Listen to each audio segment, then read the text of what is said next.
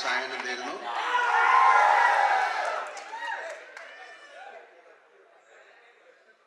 ഒരു മലയാള സിനിമയല്ല, ഒരു തെലുങ്ക് സിനിമ തുടങ്ങിയിട്ട് അത് നമ്മുടെ കേരളത്തിലേക്ക് വരികയാണ്. പണ്ട് കാലങ്ങളിൽ ഒരുപാട് തെലുങ്ക്, കന്നഡ, ഹിന്ദി സിനിമയൊക്കെ ഡബ് ചെയ്ത് വരുമായിരുന്നു.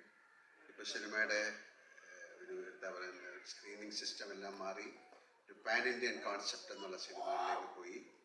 മലയാളത്തിൽ നിന്നും അത്തരം സിനിമകൾ എടുക്കാൻ നമ്മൾ ശ്രമിക്കുന്നുണ്ട്.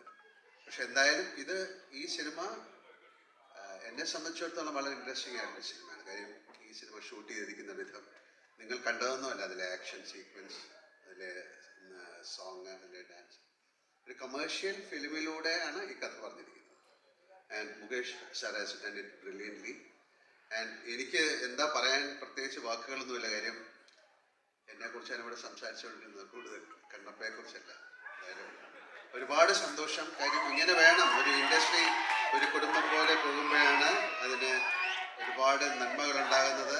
ഇത് ഒരു പാൻ ഇന്ത്യൻ ഫിലിം എന്ന് പറയുന്നത് എങ്ങനെയാണ്, നമ്മുടെ നാട്ടിലുള്ള അല്ലെങ്കിൽ എല്ലാ ഭാഷകളിലുള്ള ആക്ടേഴ്സ് ടുഗദറായിട്ടൊരു വലിയ സിനിമ ചെയ്യുക എന്ന് പറയുന്നത് ഈസി ആയിട്ടുള്ള കാര്യമല്ല. They have succeeded in that. And thank you very much. Thank you so much, Mohan Babu sir, for inviting me and giving me a role like this. Thank you, Vishnu. Thank you, director and all the crew stars. And Kannappa എന്ന് പറയുന്നത് വളരെ അതിൽ എഴുതിയിട്ടുണ്ട്. അതൊരു വളരെ കണ്ണപ്പ എന്ന് പറയുന്നത് ഭയങ്കര ഡെഡിക്കേറ്റഡ് ആയിട്ടുള്ള ഒരു ഭക്തി അല്ലെങ്കിൽ ഒരു ഡിവോട്ടിയുടെ സ്റ്റോറിയാണ് ശിവനുമായിട്ടുള്ള. അതിന് ഒരുപക്ഷെ നിങ്ങൾക്ക് അറിയാമായിരിക്കാം. അദ്ദേഹം കാളഹസ്തി എന്നുള്ള സ്ഥലത്താണ് ജനിച്ചത്. ഒരുപാട് പേർക്ക് അറിയാവുന്ന ഒരു കഥയാണ്. അദ്ദേഹത്തിൻ്റെ വേറൊരു സ്റ്റോറി എന്ന് പറയുന്നത് അദ്ദേഹം അർജുനൻ്റെ രണ്ടാമത്തെ ജന്മമായിരുന്നു എന്ന് പറയുന്ന ഒരു കഥയാണ്. അങ്ങനെ ഒരു കഥയിലാണ് ഞാൻ വരുന്നത്. എന്തായാലും ആ സിനിമ കാണുമ്പോൾ അറിയാം. എന്നെ സംബന്ധിച്ചിടത്തോളം അവിടെ പോയി ഷൂട്ട് ചെയ്യുക, ഇങ്ങനത്തെ ഒരു സ്റ്റോറിക്ക് അല്ലെങ്കിൽ എല്ലാം പ്രസിദ്ധമായ ഒരു സിനിമയിൽ അഭിനയിക്കാൻ സാധിക്കുക എന്ന് പറയുന്നത് ആസ് ആൻ ആക്ടർ എനിക്കത് വളരെ അംഗീകാരമാണ്. തീർച്ചയായിട്ടും മിസ്റ്റർ മോഹൻ ബാബു, അദ്ദേഹത്തിൻ്റെ ഫാമിലി ആയിട്ടുള്ള എൻ്റെ ബന്ധം ഈ പറയുന്ന പോലെ തന്നെ എനിക്ക് ഏറ്റവും ബഹുമാനവും സ്നേഹമുള്ള ഒരു ഫാമിലിയാണ് മിസ്റ്റർ മോഹൻ ബാബുവിൻ്റെ, വിഷ്ണുവിൻ്റെ. അവരുമായിട്ട് കൂടുതൽ അടുത്ത് ഇടപഴകുമ്പോഴേ അവരെക്കുറിച്ച് പറയാൻ സാധിക്കുള്ളൂ.